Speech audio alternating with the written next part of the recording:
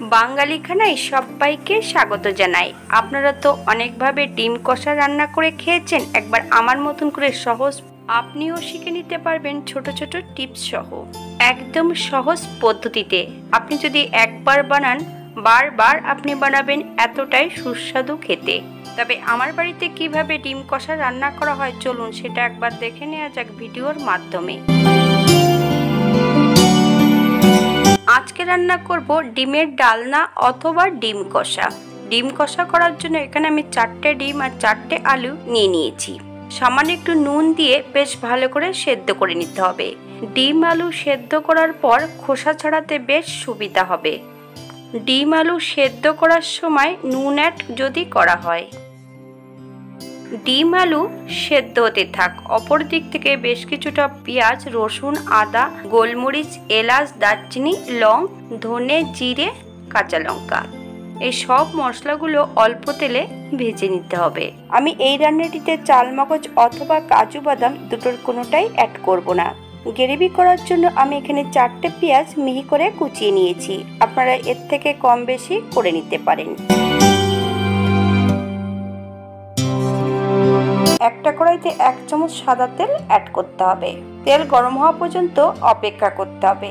এই পর্যায়ে সব উপকরণগুলো পরপর আমি অ্যাড করব। মিডিয়াম আঁচে 5 থেকে 7 মিনিটের মতন নেড়ে চেড়ে নিতে হবে। তবে পেঁয়াজগুলো একটু লালচে করে ভেজে নিলে খেতে বেশি সুস্বাদু হবে।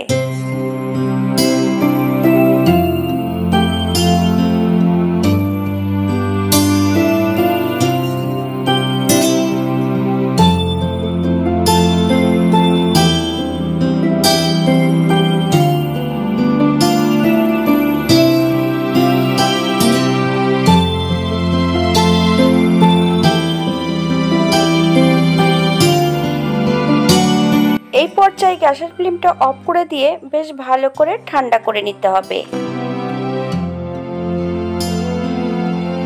ঠান্ডা হবার পর সম্পূর্ণ মিক্সার বলে আমি অ্যাড করে নিয়েছি। এবার কিছু উপকরণ আবারও আমি অ্যাড করব। 1/2 চামচ হলুদ গুঁড়ো, 1/2 চামচ লঙ্কা গুঁড়ো, 1/2 চামচ নুন। আপনারা স্বাদ অনুসারে নুনটা অ্যাড করবেন। 2 চামচ টক দই, 1 চামচ চিনি, সামান্য একটু জল দিয়ে একটা মিহি পেস্ট তৈরি করে নিতে হবে। ডিম আলু সেদ্ধ হবার পর সুন্দর করে খোসাটা পরিষ্কার করে নিয়েছি। এই পর্যায়ে ডিমের গায়ে সামান্য একটু লঙ্কার গুঁড়ো, হলুদ আর নুন বেশ ভালো করে লাগিয়ে নিতে হবে।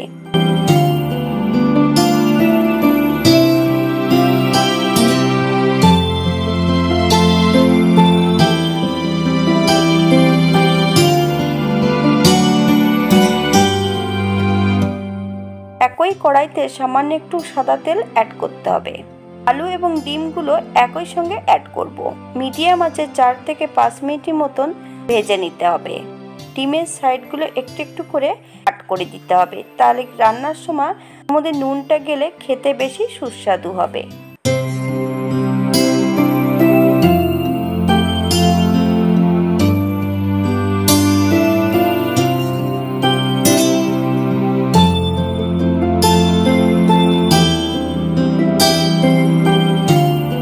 আলু ভাজার এই পর্যায়ে মিক্সারে পেস্ট করা সম্পূর্ণ মশলাটা অ্যাড করতে হবে।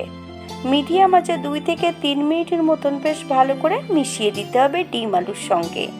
হাতে যদি সময় থাকে তাহলে একটা লাইক করবেন। ভিডিওটি যদি ভালো লেগে থাকে তাহলে চ্যানেলটি সাবস্ক্রাইব করে পাশে থাকবেন। পাশে থাকা বেলটি বাজিয়ে দেবেন, নইলে নিত্য নতুন রান্নার নোটিফিকেশন পাবেন না।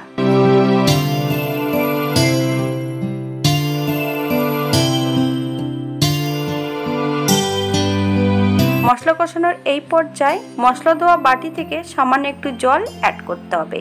যতক্ষণ মশলা থেকে তেল না ছাড়বে ততক্ষণ বেশ মশলাটা ভালো করে কষিয়ে নিতে হবে। তবে মশলা যত ভালো কষানো হবে তরকারির স্বাদ কিন্তু দ্বিগুণ বেড়ে যাবে।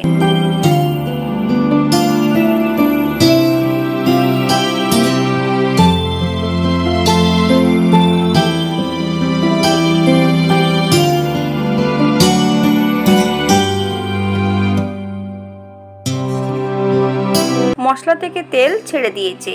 এই পর্যায়ে গ্রেভির জন্য আমি 1 বাটি জল অ্যাড করব। আর 2টো কাঁচা লঙ্কা।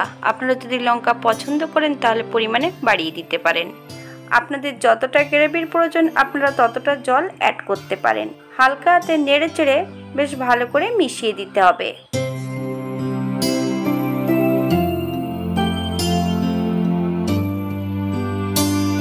4 থেকে 5 মিনিটের জন্য ঢাকা দিয়ে রেখে দেব, যাতে ডিম আলুটা ভালোভাবে সেদ্ধ হয়ে যায়।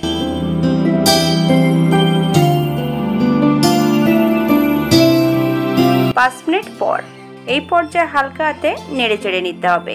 গ্যাসের ফ্লেমটা অফ করে দিয়ে 1 চামচ ঘি আর 1 চামচ কাশ্মীরি মেথি পাউডার অ্যাড করব। আপনারা যদি পছন্দ করেন তাহলে পরিমাণে বাড়িয়ে দিতে পারেন। 5 মিনিটের জন্য স্ট্যান্ডিং টাইম দিতে হবে, তারপর সার্ভ করব।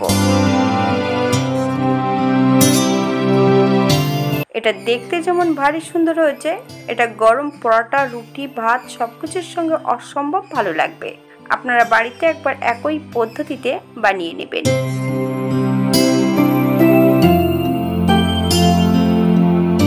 আপনারা যদি পছন্দ করেন তাহলে জালমগজ, পোস্ত, কাজু, টমেটো এইগুলো অ্যাড করতে পারেন। আজকের ভিডিওটি এই পর্যন্ত। সবাই সুস্থ থাকবেন, ভালো থাকবেন। অন্যদিন নতুন রেসিপি নিয়ে আপনাদের সামনে আবার আমি হাজির হব।